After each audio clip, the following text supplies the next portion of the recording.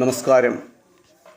ഇന്ന് നിങ്ങളുമായി പങ്കുവെക്കുന്നത് ഇസ്രായേൽ എന്ന പേരിൽ അറിയപ്പെടുന്ന യാക്കോബിൻ്റെ മക്കളുടെ വിശുദ്ധ ബൈബിളിൽ പ്രതിപാദിച്ചിട്ടുള്ള സംഭവകഥയാണ്. യാക്കോബിന് 12 മക്കളാണുള്ളത്. യാക്കോബിന് ഏറ്റവും ഇഷ്ടം ജോസഫിനെയാണ്. ജോസഫിനെ സഹോദരന്മാർ വ്യാപാരികൾക്ക് വിൽക്കുകയും അവർ ആ വ്യാപാരികൾ ജോസഫിനെ ഈജിപ്തിൽ വിൽക്കുകയും ചെയ്തു. ജോസഫിനെ ഈജിപ്തിൽ വെച്ച് പല അത്ഭുതങ്ങളും ഉണ്ടായി. യഹോവ അവനോടുകൂടെ ഉണ്ടായിരുന്നതിനാലാണ് ജോസഫ് എപ്പോഴും വിജയം കൈവരിച്ചത്. ചെയ്യാത്ത ഒരു കുറ്റത്തിനു വേണ്ടി ജോസഫിനെ ഒരു തവണ ജയിലിൽ അടച്ചു.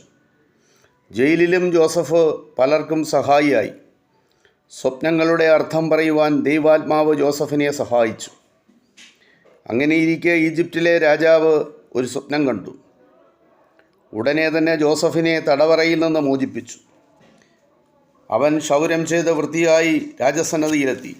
രാജാവ് ജോസഫിനോട് പറഞ്ഞു, ഞാനൊരു സ്വപ്നം കണ്ടു, പക്ഷേ ആർക്കും അതിൻ്റെ അർത്ഥം പറയുവാൻ കഴിയുന്നില്ല. നീ സ്വപ്നം വ്യാഖ്യാനിക്കുന്നവനാണെന്ന് ഞാൻ കേട്ടു. അതിന് ജോസഫ് മറുപടി പറഞ്ഞു, തിരുമനസ്സേ, ദൈവമാണ് സ്വപ്നങ്ങളുടെ അർത്ഥം കണ്ടെത്താൻ എന്നെ സഹായിക്കുന്നത്. വളരെ വിനയത്തോടെയാണ് രാജാവിനോട് ജോസഫ് ഇത് പറഞ്ഞത്. അപ്പോൾ രാജാവ് തൻ്റെ സ്വപ്നം വിശദീകരിച്ചു. നൈൽ നദിയുടെ തീരത്ത് ഞാൻ നിൽക്കുകയായിരുന്നു. പെട്ടെന്ന് 7 തടിയൻ പശുക്കൾ നദിയിൽ നിന്ന് കയറി വന്ന് പുല്ല് മേഞ്ഞുകൊണ്ടിരുന്നു. അവയുടെ പിന്നാലെ 7 മെലിഞ്ഞ പശുക്കളും കയറി വന്നു. ഇത്രയും ക്ഷീണിച്ച പശുക്കളെ ഞാൻ കണ്ടിട്ടേയില്ല. മെലിഞ്ഞ പശുക്കൾ തടിയൻ പശുക്കളെ പിടിച്ചു തിന്നു. എന്നിട്ടും അവ ക്ഷീണിച്ചു തന്നെയിരുന്നു. അപ്പോൾ ഞാൻ ഞെട്ടി ഉണർന്നു. വീണ്ടും ഞാൻ മറ്റൊരു സ്വപ്നം കൂടെ കണ്ടു. 7 ധാന്യക്കതിറുകൾ ഒരു തണ്ടിൽ വളർന്നു വരുന്നതാണ് ഞാൻ കണ്ടത്. അവ 7 നിറകതിരുകളായിരുന്നു.